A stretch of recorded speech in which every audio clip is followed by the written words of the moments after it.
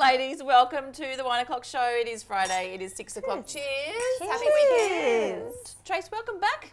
I'm so glad to be back. Thanks for having me. What's your plans for your weekend? Not much really. I'm just going to take it easy because Breast Cancer Awareness Month, October's around the corner. So I try and take it a little bit easy now because it's full on. Full on in October Full for on you. in October, yeah, it's great. Ladies, we're going to kick off today's little topic with a mother who is a bit peeved because no one RSVP'd to her 16-year-old's birthday party, and she's at the point now of maybe sending out invoices to the parents for their non-reply, because I think what the story was is that she had booked in like something like Skirmish World, or where they went paint shooting or whatever it was, and obviously it cost her money to a deposit, I guess, or money to hold this event, and no one was RSVPing and no one was saying I'm going to come, and she's probably thinking, wow, I'm now stuck with this bill. Do you think you should should invoice if you RSVP something and you don't show up? Oh my goodness. I think the aftermath of that poor 16-year-old not having attendees come to her birthday would be devastating enough without then carrying it on into that next level. I understand her pain though, that's really annoying, even just, food or that sort of thing, but I don't think you can do that. I don't think that, for the child's sake, you couldn't leave that down. Yeah, I agree. I think that's going extreme. I think for me, I would rather be on the phone, checking first and explaining how important it is to your daughter that, their daughter, son attends, and if they can, they can. If they can't, they can't. But I don't think invoicing people, that's not great. I mean, it's not a great reaction. Once you've booked something like that, you've already committed to that cost anyway. Whether the kids turn up or not, you're already going, well, that's $300-400 out the door. Yeah. I get a bit a little frustrated when people do RSVP that they're coming and then they don't show up. Oh yeah, that's different. Yeah. That's annoying. Do you think in that case then you could go, well, you said you were going to come, it's cost me $65 a head. No, I still don't, but they wouldn't get another invite to another party for me, because I just don't think that invoicing people, I mean, they're not going to pay it anyway. I mean, what are you doing? You're just saying, I'm really not happy that, I'm really pissed off that you did not come to my daughter or my son, for me to be my daughter's party. But I mean, to me, I think that makes me look, worse. And I'd just rather just go, you know what, that's it. I know where our friendship lies, and that you'll never be invited again.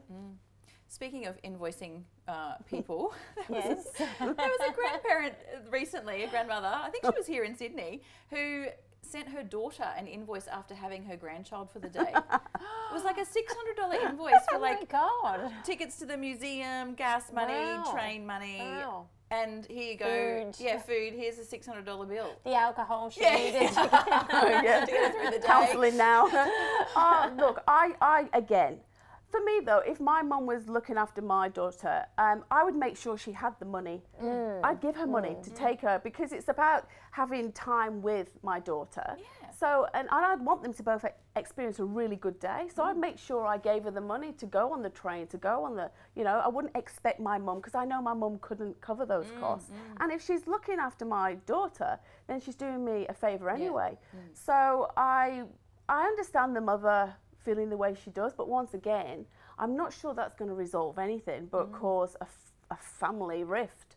I think it's more about sitting down before, not after these experiences, and saying, look, I want to do this with it, are you okay? But I've not got the money to do that. And then as a family, you decide what you can and can't do. She doesn't have to go to the museum. She doesn't, they can hang out at home and but she even went at home, so she's charged her for electricity, gas, food.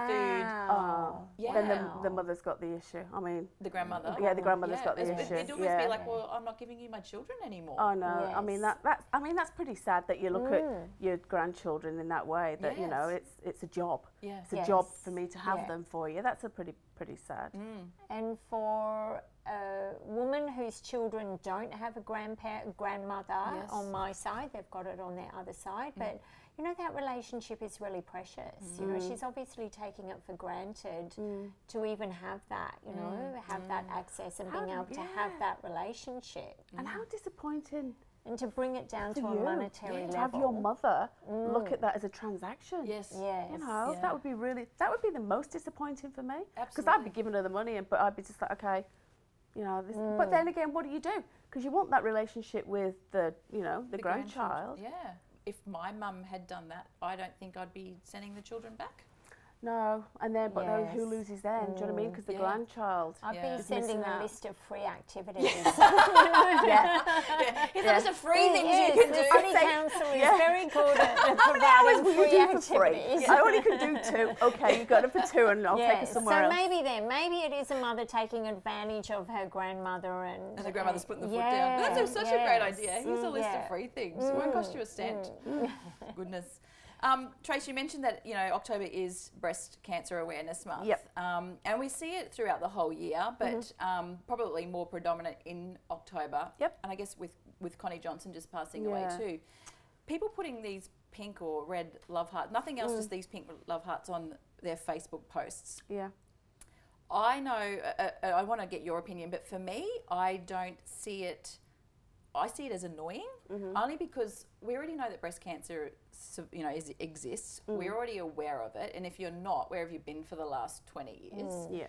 I think what would be more effective is donating to something like the McGrath Foundation or to, you know, National Breast Cancer Foundation. You know, an actual foundation that helps with breast cancer awareness, breast cancer research, breast cancer. You know, breast care nurses. That's right. Rather than just putting this pink heart on your Facebook page. What do you? Well, look, I look at it from 2 sides. Do I do that? No, I don't, because I believe people who do that, it's their little way of showing, like Connie's family, that they support, you know, that they're thinking of them. So I think for me, I don't judge them. If they want to do that, that's up to them. That's their little way of saying, you know, I believe, you know, I'm sad and everyone should support breast cancer. But you're right, if people made a donation, then that's actually going to make the true difference to other families who are going through what Connie went through every single day. So I don't do it. I don't judge people who do it. But if you really want to make a difference, then you should be making a donation to a charity, big, small. You know, if everybody made a $1 donation, huge things could be done with that. Well, because I was saying that on the Connie Johnson's page, she has something like a bit over 500,000 people following that page, and if those 500,000 people donated just $2, you know, there's what is it? You know, $1 million. Yeah, that's right. And that's what I think. If that little pink heart was a relation to, look, I've donated $2, then I'd be fine with it. I guess my opinion's jaded because I have a friend who is a long-term cancer survivor, and she's frustrated by that. That annoys her, that she feels that people think, oh, look, I've done so much, oh, look what I'm doing, and you know, it doesn't help anything or anyone.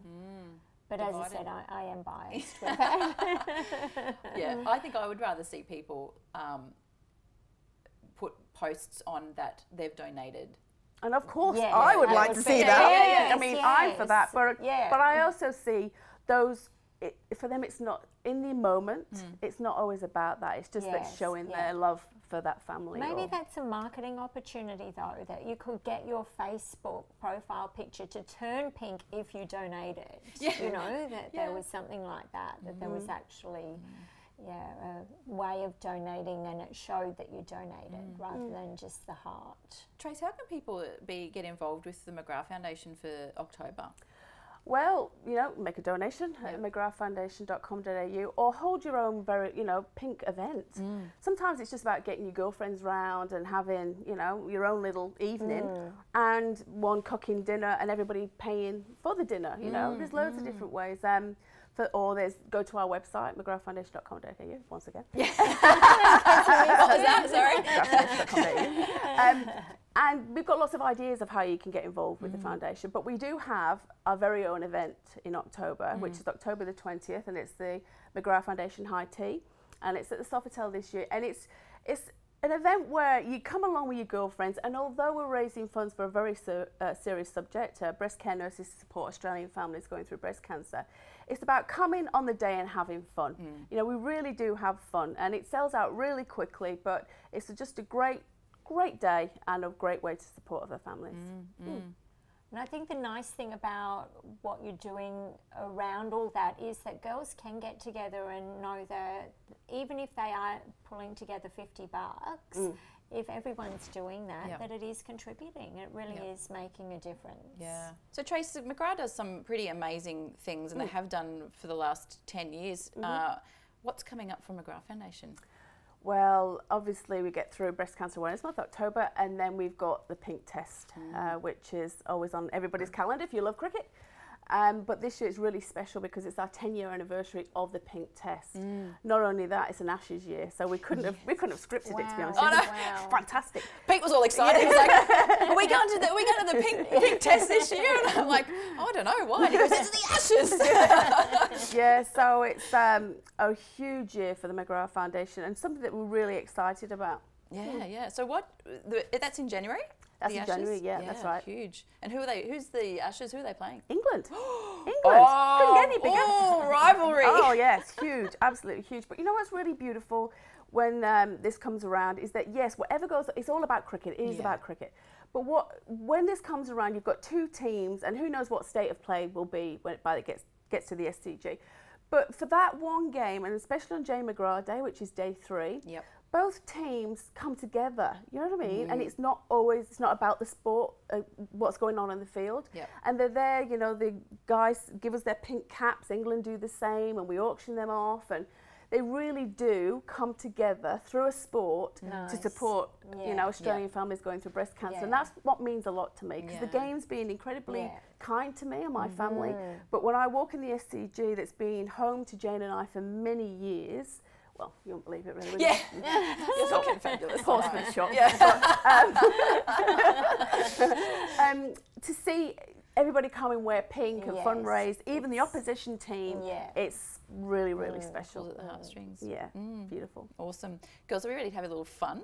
Yeah, Tracy, you've played before, and Nikki, you're becoming a pro at this as well. It's never have ever. Oh, well, never ever not done anything, really, me. I have. There's your battens. Look, my new battens, Tracy. Do you like them? Yeah, I like them. Very good. You can have Lovely. Them. Awesome. Perfect. Can't remember the questions we asked you last time, but we'll see. I know. Do you? All right. My heart club comes in into somewhere. her brain.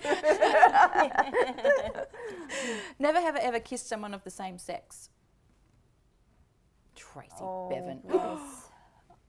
I will put the I have, but I'll refrain from that my children are watching. So, well, Trace. My children are watching. They know anyway. So yeah, it's not something I'm ashamed of. I mean, it's just one of them things. As you're growing up, you know, trying to find yourself. And everybody says this, and yet I've yet to do it. You know, when I was drunk one night, or when I was growing up. But I don't even drink, so I'm not even on that excuse. You know, no, it's just one of those things. Just happened. Don't regret it. Quite enjoyed it. Really? Yeah. Swing both ways, do we, Trace? Not anymore. I did some dip. Put your toe in the water. Never have I ever played strip poker. Oh, no. I have boring friends. Sorry. No. We've never done that. Really? No, I don't get my clothes off for nothing. You know. Not even as a teenager. I've got to say. Miss that. Never have I ever lied on a talk show. Oh. Never? Maybe I have speak about the word. kissing a girl. No, my problem is I'm just too honest in everything I say. If you ask me a question, I'm going to tell you the answer. I do not filter it, so no, I haven't. Never have I ever had sex on the beach, and I'm not talking about the cocktail either. No, I haven't. It's too messy for me. Too sand in places you just don't. Yeah, it's not that I wouldn't. It's just the beach that doesn't do it for me. Oh, really? Yeah, no, I couldn't stand Not even at night time? But I don't even like the beach myself. I like walking on it, but I don't want to sit on the sand. So for me, to be doing that on the beach, no. In the sea, maybe. In a pool, maybe. Yes. Sand, not so much. Oh, dear. Never have I ever given a back or neck massage without there being an ulterior motive. Yeah, but my motive I don't think I have is not the same motive as who I'm giving it to. You know, I might want something, so I'll do that, knowing they'll want that, but ultimately, I'll get that. That was very cryptic, very cryptic. Well, no, I don't want the sex where it's leading to, but I might want to have a new pair of shoes or something. So I'll do the Prada massage. handbag. Get that means I'm getting that. Never have I ever cried or flirted my way out of a speeding ticket. Oh, I have. Oh, have you? Oh, God, yeah. Oh, Oh, yeah. how do you do that? We've been talking about that. Yeah. No, Oh, I've I never have. been able to. Yeah. And did it work? Yeah. Really? Yeah, I ended up having the policeman give me like an escort beyond my car. Lights flashing. Oh, sorry, sir. Someone just tried to get in my car, and I've just been so scared, and I just was speeding because I wanted to get away.